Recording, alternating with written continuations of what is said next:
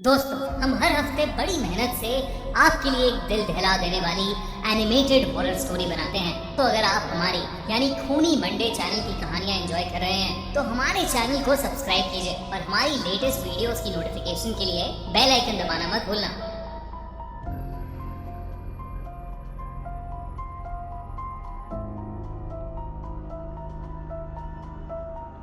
ये कहानी कई साल पुरानी है।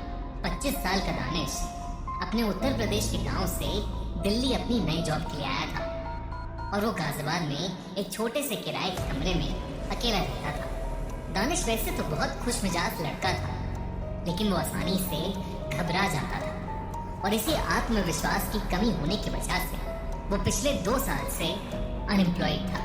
बहुत मुश्किलों के बाद अब उसे एक अच्छी नौकरी मिली थी।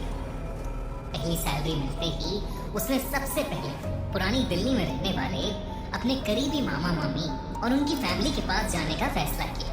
मामा का घर काफी पुराना था, जहाँ आंगन में एक बड़ा सा नीम का पेड़ था। उसके पत्ते हमेशा सरसराते रहते थे। दानिश जब उनके घर पहुंचा और डोरबेल बजाई तो मामा ने दरवाजा खोला और उसे गले से लगा लिया। सभी बहुत खुश थे। बातों बातों में दोपहर हो गई। गर्मी बहुत ज्यादा थी तो दानिश ने सोचा कि पहली सैलरी मिली तो क्यों ना सबके लिए वैसा ही सुकून देने वाला रूअफ़ज़ा शरबत लेकर आया जाए जैसे मामा उसे बचपन में पिलाते थे। मामा ने मना किया कि धूप तेज है, पर दानिश नहीं माना और वॉलेट जेब में डालकर निकल पड़ा। दानिश सीधा पुरानी दिल्ली की तंग गलियों वाले बाजार की तरफ गया। वो गलियों के शोर, लोगों की भीड़ और ट्रैफिक के बीच दुकानों को देख रहा था। तभी उसे गली के आखिर में बहुत ही पुरानी और सुंदर दुकान दिखी। उस दुकान के अंदर कांच के बड़े बड़े जादुई लगने वाले मर्तबान जार्स रखे थे, जिसमें गहरे लाल रंग का एक बेहद खूबसूरत शरबत था। सूरज की किरणें जब उन कांच के मर्तबानों पर पड़ रही थी तो वो लाल शरबत धूप में किसी कीमती रूबी की तरह चमक रहा था। दुकान से ताजे गुलाबों और सदाबहार फूलों की इतनी प्यारी खुशबू आ रही थी कि दानिश का वहां से जाने का मन ही नहीं कर रहा था। दुकान के काउंटर पर एक अजीब सा आदमी बैठा था। उसके बाल और लंबी दाढ़ी बर्फ जैसे सफेद थे और चेहरे पर एक अजीब सी मुस्कान थी, एक डरा देने वाली मुस्कान। वो आदमी अपने आप ही बोल पड़ा, दानिश भैया शरबत पियेंगे? दानिश ने उसे अपना नाम नहीं बताया था। उस आदमी ने हंसते हुए कहा कि इस बाजार में आने वाले हर प्यासे का नाम उसे पहले से पता होता है। उसने कांच के एक साफ ग्लास में वो खूबसूरत गहरे लाल रंग का शरबत निकाला और दानिश के सामने रख दिया।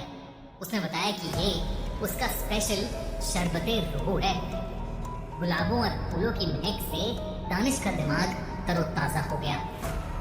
दानिश ने एक घूंट लिया और जैसे ही शरबत उसके गले से नीचे उतरा, उसे ऐसा लगा कि जैसे उसके शरीर की सारी थकान और घबराहट पल भर में छूमंतर हो गई है और उसमें जैसे एक नया कॉन्फिडेंस आ गया हो। दानिश ने एक्साइटेड होकर उस शरबत की 10 बड़ी बोतलें खरीद ली, लेकिन अचानक बोतलें देते वक्त उस आदमी ने दानिश का हाथ पकड़ लिया। उसका हाथ बर्फ से भी ज्यादा ठंडा था।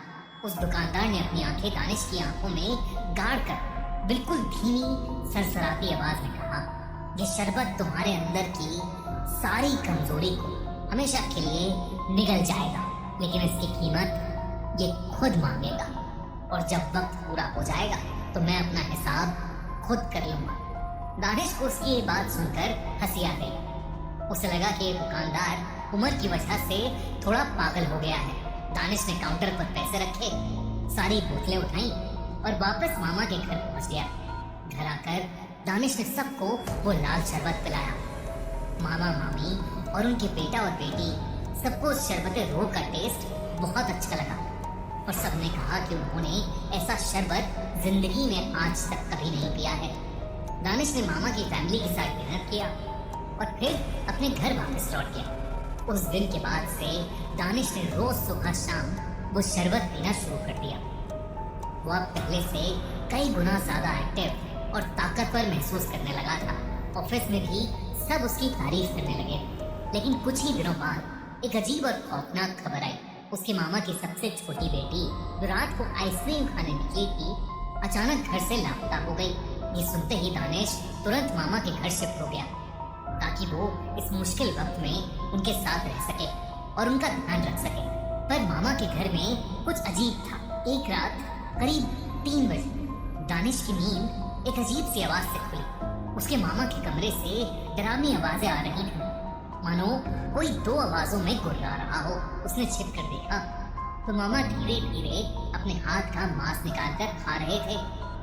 उनका चेहरा पीला पड़ चुका था, आंखें सफेद होकर ऊपर घूम चुकी थीं और वो अजीब तरीके से कांप रहे थे।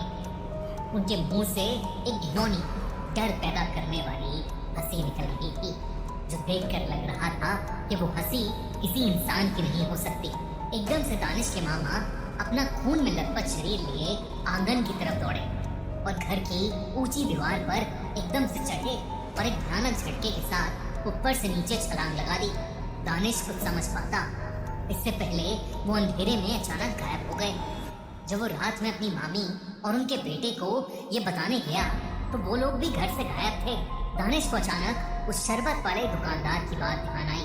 रात के 3 बज रहे थे, लेकिन दानिश लोकल पुलिस स्टेशन भागा और उसने रोते हुए मिसिंग कंप्लेंट दर्ज कराई और उन्हें पूरी कहानी बताई। दानिश के पागलपन को देखकर इंस्पेक्टर और 2 कांस्टेबल को लेकर पुरानी दिल्ली की उस गली की तरफ पहुंचे जहां से दानिश ने शरबत लिया था। लेकिन जैसे ही वो लोग वहां पहुंचे, दानिश के पैरों तले जमीन खिसक गई। उस गली के कोने में कोई दुकान थी ही नहीं, बल्कि सिर्फ एक पुरानी काली जली हुई दीवार और खंडर था। पुलिस वालों के मुताबिक वहां सालों से कोई दुकान नहीं थी। पुलिस को लगा कि दानिश का दिमाग पूरी तरह खराब हो चुका है, इसलिए उन्होंने उसे जोर से डांटा और वहां से चले गए। पर दानिश पूरी रात उस खंडर वाली जगह पर अपने मामा और मामी को पुकारता रहा। वो वहां जमीन पर अपना सर पटक कर रो रहा था और अपने परिवार वालों की जान की भीख मांग रहा था। तभी आसपास की हवा बिल्कुल बर्फ जैसी ठंडी हो गई और खंडर के बीच में से काले धुएं के साथ वही सफेद बाल वाला आदमी निकल कर आया, जिसके बदन से सड़े हुए मांस की बू आ रही थी। इस बार उसका चेहरा जला हुआ था और बेहद भयानक लग रहा था, बिल्कुल वैसे ही जैसे किसी मुर्दे हुए इंसान का होता है। दानिश उसे देखकर कांपने लगा। उस आदमी ने बिना छुए हाथ के झटके से दानिश को पीछे दीवार पर पटक दिया। तभी दानिश को वहां एक गहरा अंधेरा कारखाना नजर आया और उस कारखाने में दानिश ने जो देखा उससे उसकी सांसें ही रुक गईं। उस अंधेरे में उसके मामा और मामी और उनके बच्चे मरे हुए पड़े थे। उनकी आंखें निकाल ली गई थी और उनकी रगों से खून धीरे धीरे निकलकर एक बड़े से जार में जमा हो रहा था। और तब वो सफेद बाल वाला बूढ़ा आदमी बोला, ये शरबत रूह है जो इंसानी रूह से बनता है और इसे पीने वाले की सारी दिक्कतें दूर हो जाती हैं, लेकिन ये कीमत मांगता है, इंसान की रूह मांगता है। ये सुनते ही अचानक दानिश की आंखों के सामने सब धुंधला होने लगा और उसे चक्कर आने लगे। दानिश की जब आंख खुली तो वो एक बोतल में बंद था और उसके सामने वही सफेद बाल और दाढ़ी वाला आदमी था जो अब उसे बहुत बड़ा लग रहा था। उसके आसपास उसके मामा और मामी और उनके बच्चे सब बोतलों में बंद थे। उस आदमी ने दानिश और उसके परिवार वालों की रूह शरबते रूह के लिए हमेशा हमेशा कैद कर ली थी। अगले दिन जब सुबह हुई तो उस गली के कोने में भीड़ इकट्ठा थी। वहां 5 लाशें पड़ी थी। सबका खून बिल्कुल सूख चुका था और किसी भी बॉडी की आंखें नहीं थी। वो लाशें किसी और की नहीं, दानिश और उसके परिवार वालों की थी।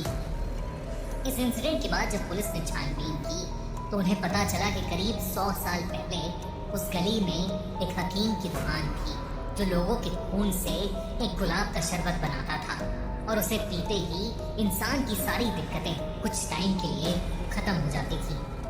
लेकिन फिर वो इंसान कुछ टाइम बाद अपने आप ही मर जाता था। सब लोग उस हकीम से डरने लगे थे क्योंकि 2-3 लोगों ने उसके कारखाने में छोटी छोटी बोतलों में गायब हुए लोगों को बंद हुआ देखा था। एक दिन गुस्से में आकर उस इलाके के लोगों ने उसे उसकी दुकान समेत जलाकर मार डाला। सब कुछ जलकर खंडर बन गया पर बस एक दीवार बाकी रह गई थी। तब से वहां कई तांत्रिक लोगों ने कई किस्म के धागे और ताबीज बांधे हुए थे जो हाल ही में खुल गए थे। इस हादसे के बाद दोबारा उस जगह की झाड़ फूक हुई और उसे फिर से धागों और ताबीजों से बांध दिया गया। और अगर आपको ये वीडियो अच्छी लगी तो हमारा चैनल खूनी मंडे सब्सक्राइब करना बिल्कुल मत भूलें।